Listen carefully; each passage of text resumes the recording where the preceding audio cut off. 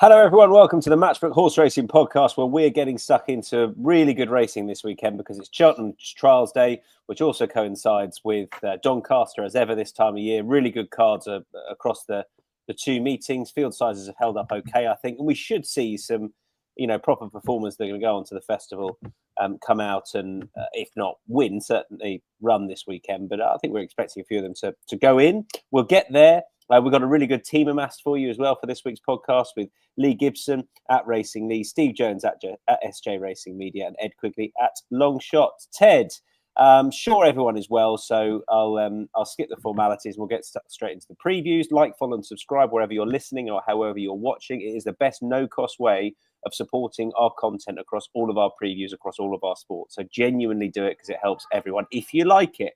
And I'll remind you that episode 3 of the Cheltenham Trail with Matt Toombs and Don McLean is out now, looking at all of those underbet trends, exposing all those underbet trends, some horses for your trackers as we approach festival time. That is out now, episode 3 of the Cheltenham Trail. So please go online and watch it if you're interested in Cheltenham, and you wouldn't be here if you weren't, let's be honest. 1:15 at Cheltenham, the JCB Trial is the first race we're going to preview. I guess we're all making, the three of us that are putting East India Dock up at 1.8 a bet. I mean, Lee, I'm going to come to you first. I sort of do at that price, to be honest. I think he's standout best that we have on this side of the Irish. I think he's standout best we've seen so far anyway in this division. I was really impressed with his performance at the track when he won there. So 1.8 a bet for you? Yeah, look, you can't be not impressed by that run the last day. It's got the same name on the tin, basically, the JCB Triumph Trail, and absolutely bolted up, travelled well into it, kicked into the last, booted 10 lengths clear, ended up winning by 18 lengths. Like, you could have added plenty more on for that. Could have been 25 plus. He was eased at the line. I don't know what the form's worth, but it's more the style over the substance of the form. Prior to that, had beat Hot Fuzz of Tom Dascombe's. That horse had won at Sandown after that and ran fourth behind Nietzsche Has in the Grade 2 at Chepstow. Yeah, look, just a very classy flat performer for James Fanshawe. Couple of runs before moving yards, actually beat the Northumberland Plate winner, Calling the Wind. I'll just get the Newcastle plug in there, the Northumberland Plate. But yeah, look, translated that well to hurdles, bolted up last time out. It's hard not to be impressed. I don't know how the French form and the French recruit as well to the Nichols Yard is going to translate over. I was very impressed with East India Dock, and hopefully we've got a live Triumph contender there for the Gredleys as well. I don't know if Ed wants to add anything. You don't have to, Ed, if you haven't got much to add. Just very quickly on the wider point, will be the ground. I'm trying to get a live update on the going description. It dried back to good. I mean, it absolutely hammered it down. I'm a mile from the course, and it destroyed my garden last night. But there's no official update. So soft ground would be the only thing if it has really turned deep and sticky. We obviously know Sauvignon, Paul Nicholls' runner, won in bottomless ground listed event in France. But I'm waiting on a kind of an official going description. So no doubt it will have softened, but how soft, I'm not quite sure. But yeah, that aside, just think East India Dock, if I was doing the tissue, I would have had him substantially shorter than 1.8 personally. I just think he annihilated Phil last time out. And there might be others in here with other ideas for boodles and those types of angles, shall we say. All right, so it sounds like he's a value play then. Steve, you are looking at a big price. Who and why? I am. I'm going to take a chance with the French, one of the French imports, not the Paul Nicholls one, but the one that's joined Ben Pauling, a horse called Mambo Number 5. It's the theme tune to the cricket, I think, when it's on Channel 4. And Mambo Number 5's form ties in with Nietzsche Has. And Nietzsche Has come over and absolutely bolted up, beating horses that the favourite East India Dock had beaten previously, and that was at Chepstow. In used to be a Grade 1, didn't it? I don't think it is anymore. No finale, yeah. So and the thing with Mambo Number 5 is he's been running on softer ground, not desperate ground by all toy standards, but his pedigree suggests better ground will help him. So he could even improve coming over I know Ed said it hammered down it last night, but it's due for 2 drying days and windy days, and I'd say it would probably be good to softish rather than getting really soft because there's no more rain forecast. Ben Pauling's obviously having a fantastic season. This horse is bred to be a 2-miler, so he's got a bit of speed, and I wouldn't be at all surprised if he was very competitive at a decent price. It's interesting. There's a lot of French form on offer here. Stencil is coming over from France. Well, I'd say Mambo number 5 has better form than Stencil personally, and very similar form to Savignon of Paul Nichols's. So it's 17.0 or whatever he is. I think Mambo number 5 is worth a speculative each way winning place. Okay, there's a little bit of Steve for Mambo number 5. It's a loose reference, that. 130 at Donny is a 2-mile handicap chase. We're all a bit of a team steam with Calico. I'll come straight back at you, Steve. I'll let you make the case. I thought the horse should be atop the betting, and it sort of now is in the last 24 hours. Has shortened up a touch. Well, why do you like Calico, Steve? Yeah, it goes well round Doncaster. I think it was second in this race last year, and has got more form around there. Was a winner at Doncaster in March of 2023. Likes decentish ground, and although it's not going to be good ground, it's probably going to dry out to somewhere approaching that. Beat Matata first time out of that this season at Cheltenham. I mean, that's a really good performance considering Matata's level of form. And then ran no sort of race next time behind Matata 3 weeks later. Well, Calico needs plenty of time between races, so the fact that he hasn't run since November is a positive, and he didn't have cheek pieces on for the first time in ages last time, and they're back on again. Harry Skelton's gone up to Doncaster.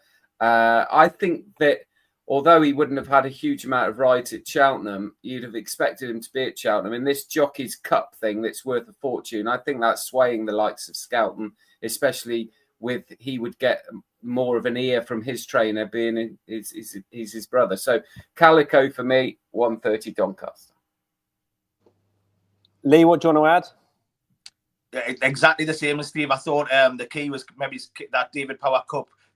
It's on ITV. They want to get an extra one in the bag. They want to get the money in the satchel as well for the Trainers' Championship. It was actually off this mark that he was second. Doncaster has won at the course before. Like Steve says, beat Matata. That form showed up well. He was actually second in a match behind John Bon there.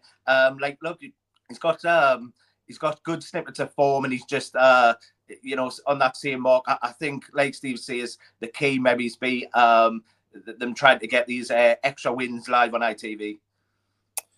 I'm with Calico too, but I've got nothing to add, and Ed is a no bet. So we move on to the 150 at Cheltenham. That's 2.5 mile handicap chase. Couple of shouts for Imperial Saint here. Big price for Lee. We'll come to that. I'll kick off with Ginny's Destiny, who at the prices is my best bet on the day. Now, I know that he's not that sort of profile of a horse. Maybe he's definitely been disappointing. I thought he looked massively like he needed it on his first start this season, having had Paul Nicholls most of the week say, I think we're just about ready. And then on the day, he sort of pulled away from that, and just looking at him in the paddock, you thought he's going to need this. He made a mistake at the water as well. So that was really game over. He was pulled up. Last time, it was disappointing, I guess. And, that was obviously in a grade 2 contest. I just think this is made for him, this sort of race. Now, with a couple of runs under his belt, back into handicap company at a track he goes really well at.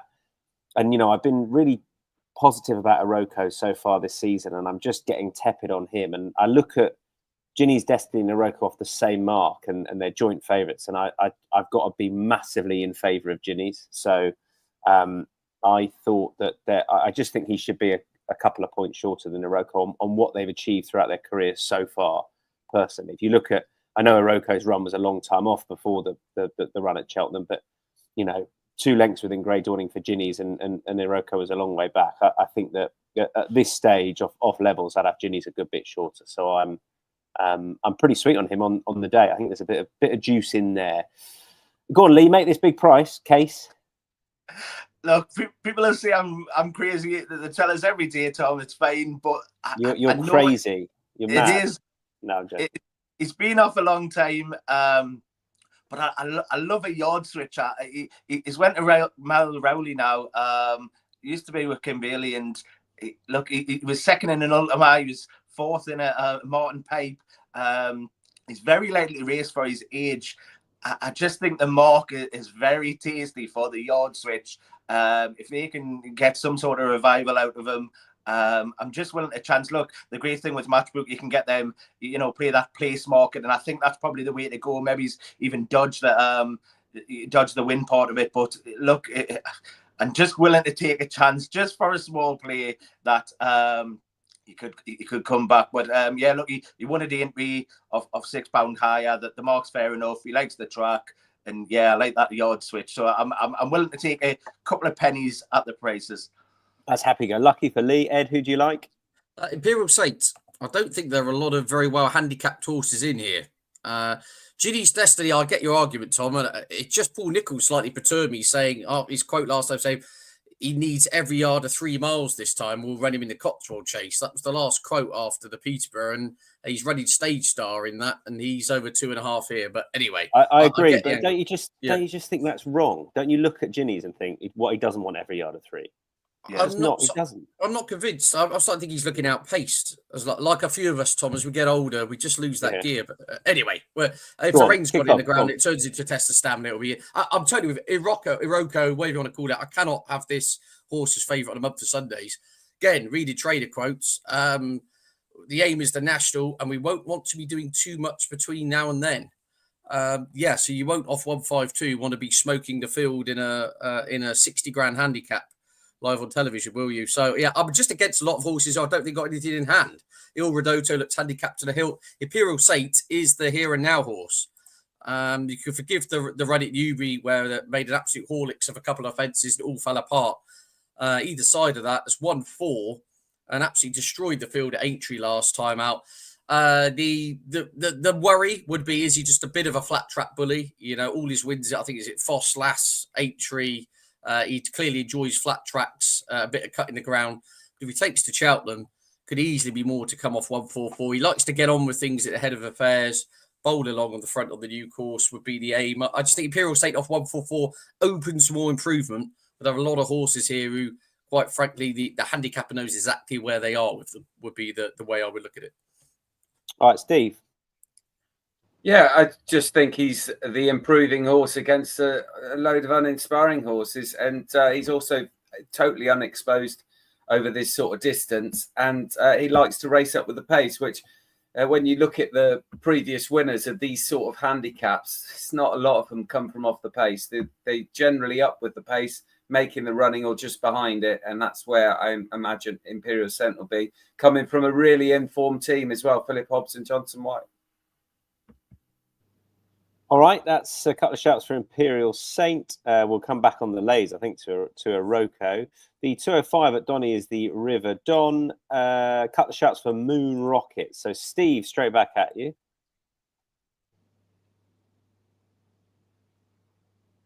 It's a tricky little race, the River Don. There's a lot of recent winners or recent form, but there's not a huge amount that have done it at graded level. So I'm going to take a chance with Moon Rocket, who I was really impressed with. I think stays very, very well, which I always think Doncaster is stiffer than you think it is. It's a real test of stamina, Doncaster, and 3 miles for novices takes some getting. Absolutely bolted up last time at Southall, but that wouldn't have been the strongest of races, but has been to Doncaster first time and won a maiden hurdle there and just kicked him out of the way. So I'm hoping he's going to make it 3 on the bounce, Moon Rocket. Who's our other Moon Rocket? Lee. Yeah, look, as Steve mentioned there, it takes a lot of getting this River done. And I was really impressed the last day. Gave a penalty away. Nelly Stone was sent off 2 to 5, but the field was well strung out. 8 lengths and give a stone to the runner up there. But that was on the back of a great performance. First time out, only had the 2 runs as a point-to-point winner, but had the 2 runs under rules, and first time out actually bit a Rebecca Curtis horse who actually ran second to Diva Luna at Cheltenham on New Year's Day to Frank the Form, and that horse was 12 lengths behind on debut. two strong staying performances, I thought. Like Steve says, one of them was at Doncaster as well there. So track fine and trip definitely fine. So yeah, one with potential. I'm definitely going to roll in with Moon Rocket. So a couple of shouts for Moon Rocket. Ed, you're even shorter at the top. It's all pretty tight. There's Western Knight. Yeah, short shot Ted here. Yeah, no, I'm siding with the perceived market leader, and yeah, I think that the best horse in the race with the best form, and looks another Tizard boat. To be honest with you, I just think this looks an absolute grinder. This horse was all stamina to win at Ascot 2 starts ago, and then ran pretty well in the Grade 2 Albert Bartlett trial behind the French horse Jet Blue on the new course in December. Didn't jump great on that occasion and lost ground at a vital time, so will need to brush up in the jumping department. But I think more big galloping flat track like Doncaster bound to suit. Officially the best horse in the race, and with best form in the race. And I thought is the one they've all got to pass. I see Jigs Forge as the biggest danger. Ben Paulding's got an excellent record in this race. I think he's won it twice in the last 5 years. I see him as the next best home. But yeah, Western Knight for me just outstayed them all. Just to make life even more complicated, I've gone for the other one near the top of the betting, Mars Shanty for Rex Dingle and Emma Lavelle, who are having a good time. You know, Emma Lavelle, it was a quiet start to the season, but they're going along really nicely at the moment. This horse has been good at Warwick and Windsor last couple of starts. Obviously, this is a big step up. I think the key is a step up in trip. I think, we'll have to improve a bit for what he's shown so far, but you know, he's getting £3 from Western Knight, rated £2 inferior. I know Steve loves that, but I'm not that I'm out to get Western Knight at all, but I thought at the prices I'd rather back Mars Shanty. But it's not a fiercely strong opinion by any stretch for the River Don, which is an open little heat. The Cotswold Chase next, 2 for Gentleman's Game, 2 for L'Homme Pressé. So Ed and I can make the case for L'Homme Pressé first of all. I've been such a knocker of this horse, Ed. I don't know why. I just always out to get him, but he barring when he's not right, he always rocks up. I mean, Gold Cup last year, he's run well in King George's. I just like, why is he not the best horse in this race? I can't see why he doesn't win it. For all the Cotswold Chase has a history of being a favourites graveyard. I think that's changed a little bit since the ground has been a little bit. It can be run on absolutely bottomless ground. I'm not sure it's going to be that. So, yeah, L'Homme Pressé for me, Ed. Yeah, totally agree with you. Again, coming back to Jonesy's, your Jonesy goes to bed, doesn't he, with official ratings pinned next to his pillow. And I mean, L'Homme Pressé's £3 best horse, and he's getting £6 off Gentleman's Game due to the penalty structure. He's got a £9 well in at the weights. Missing the trick here.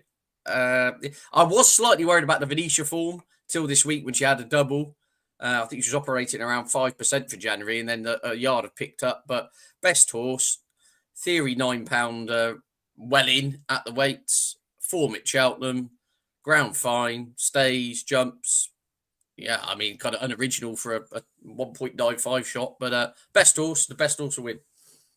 So how, Steve, does Gentleman's Game win this? Or is it just a value play at 3.75?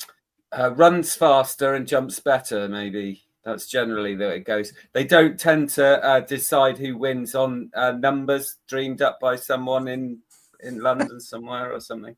But anyway, this is a depressing race, isn't it? Let's face it. London.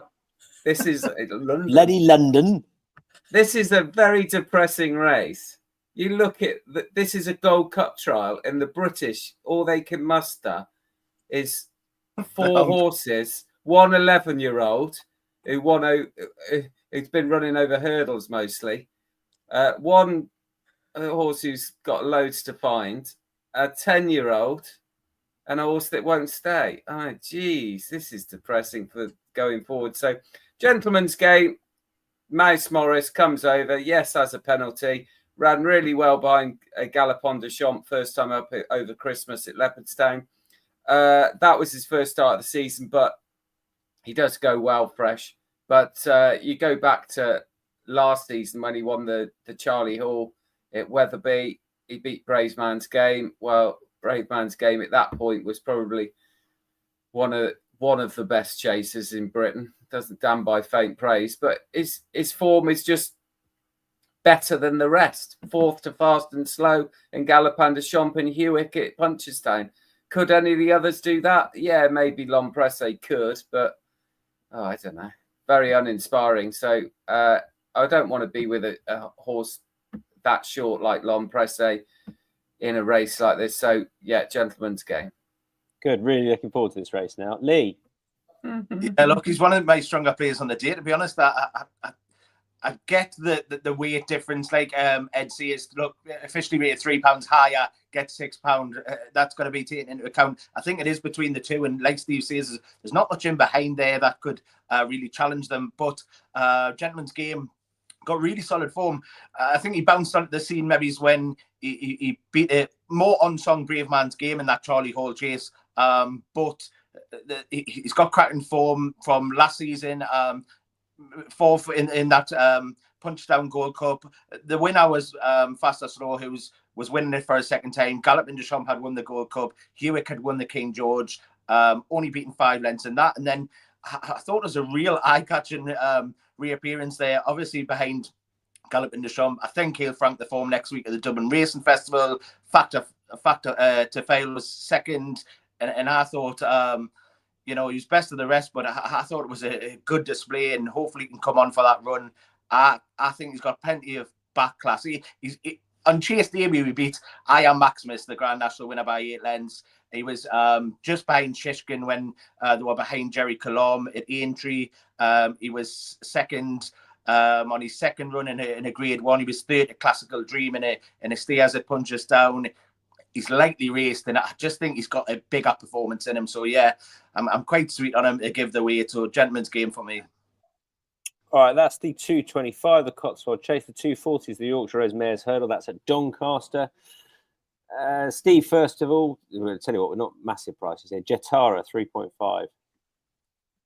Yeah, one thing that passed me by is that Jessie Harrington barely has any jump sources these days.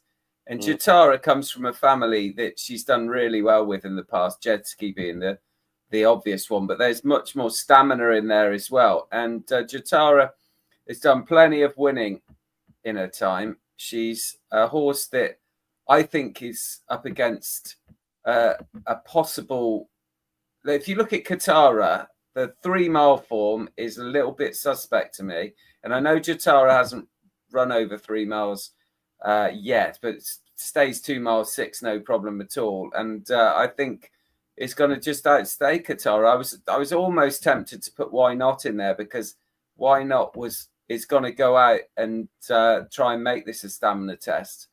But I think that'll just set it up for Jetara with cheek pieces on for the first time. All right, you have put Why Not, Ed?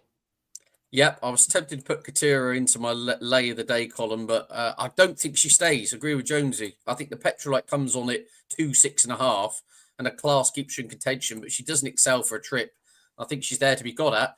Why Not went up to 3 miles last time out and absolutely annihilated them.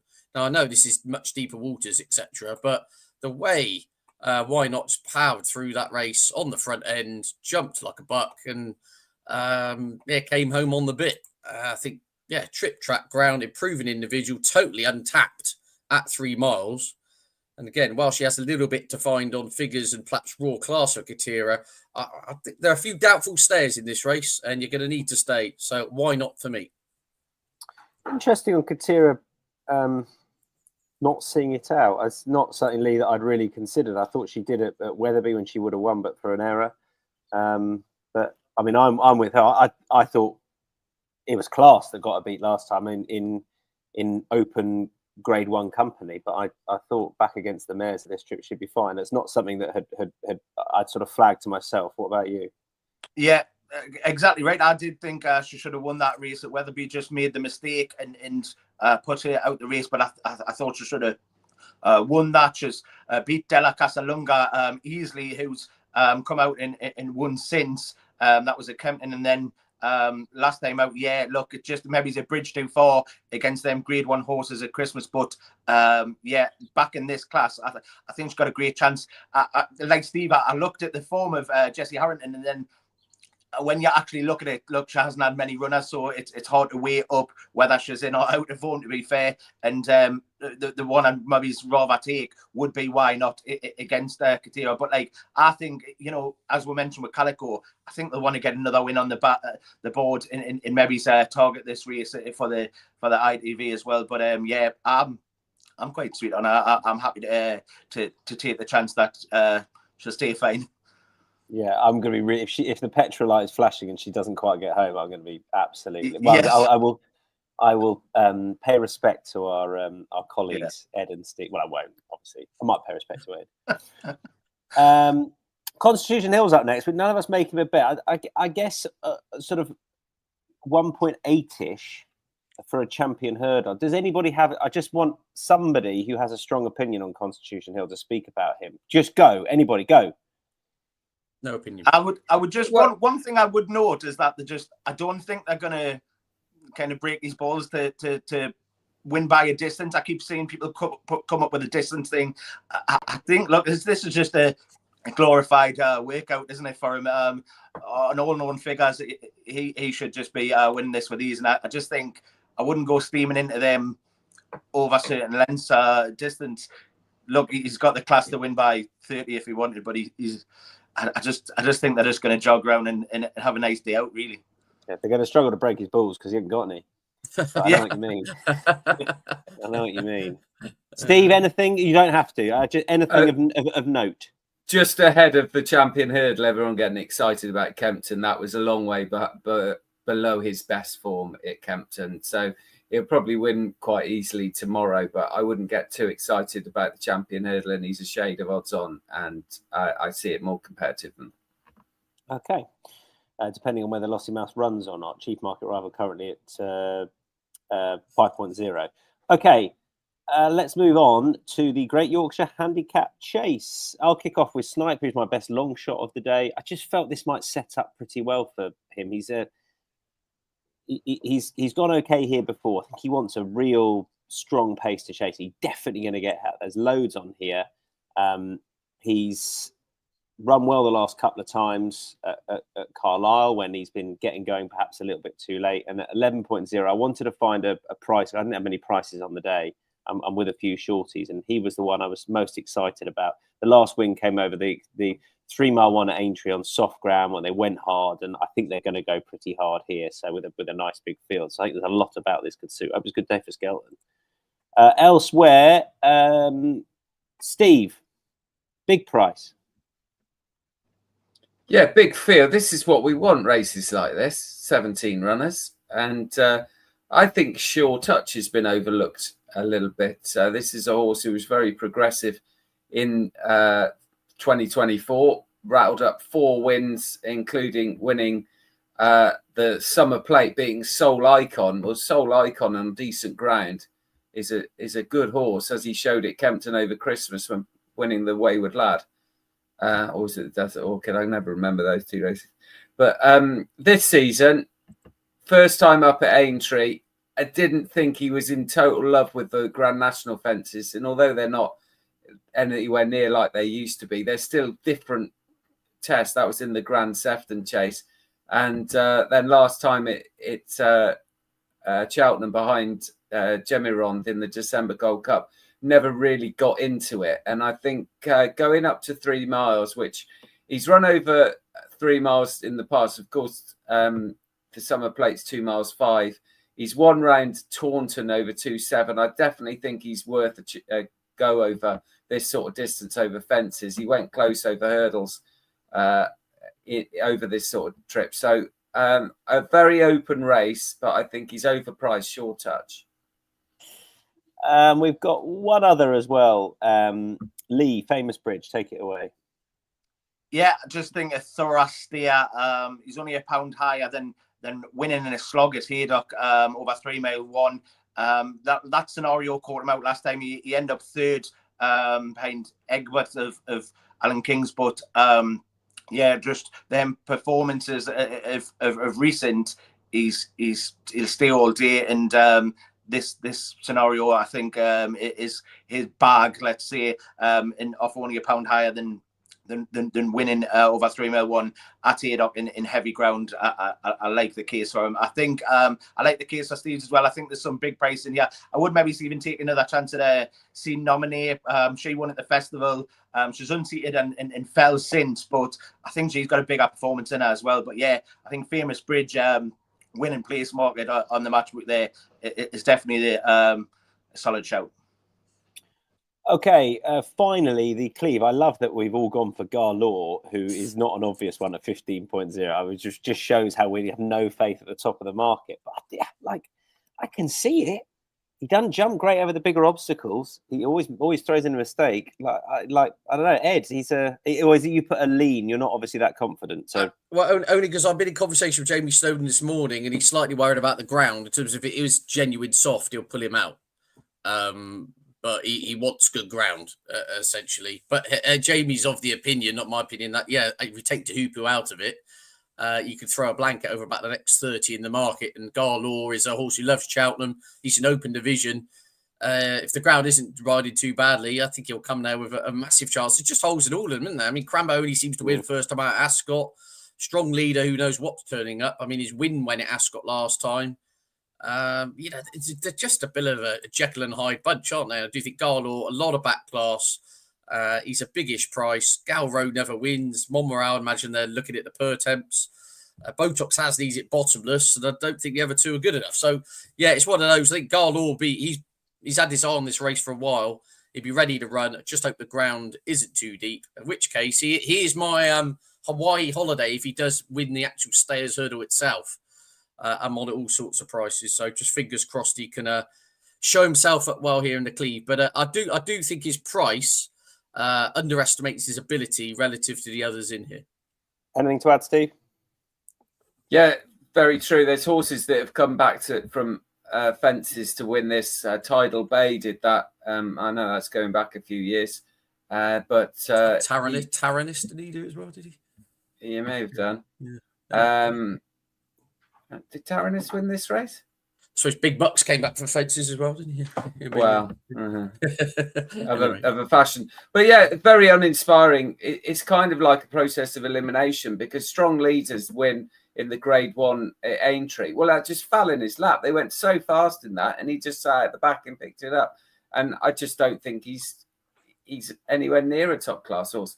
Crambo is the obvious one, but he needs to back up what he did at Ascot, because he did that at Ascot last year and then didn't really do it again until he went back to Ascot. Monmorel's just a handicapper. So you come to Garlaw, has got the course form, is unexposed over hurdles, and it's got the form to be very, very competitive over fences if he takes to hurdles, which there's no reason why he shouldn't.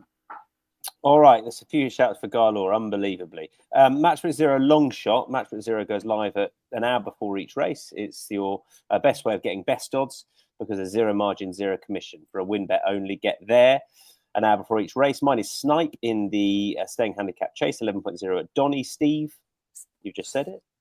Yeah, Garlaw. Ed? I was going to go with that, but I'll go. Steve can have it. I'm going with Guard Your Dreams in the opener at Cheltenham. I think he's a strong stayer at the trip and good form at the track. Gentlemen. And Lee, obviously, 41.0. Just a huge shout, but worth the chance at a couple of quid. I would have said happy go lucky.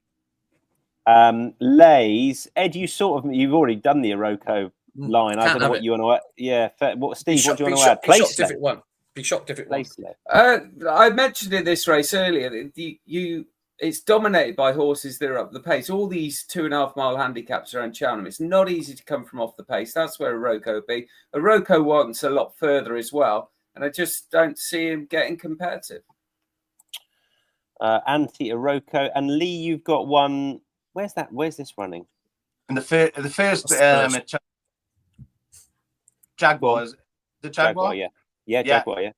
I just think there's a few in there. I do like Resplendent Great, to be honest, for the race. I think there's a few in there that could challenge, and I just think at 3.0 on the matchbook, I think that's a little bit short for Jaguar. So off that mark, he's beaten 10 lengths last time out. I think it's a bridge too far.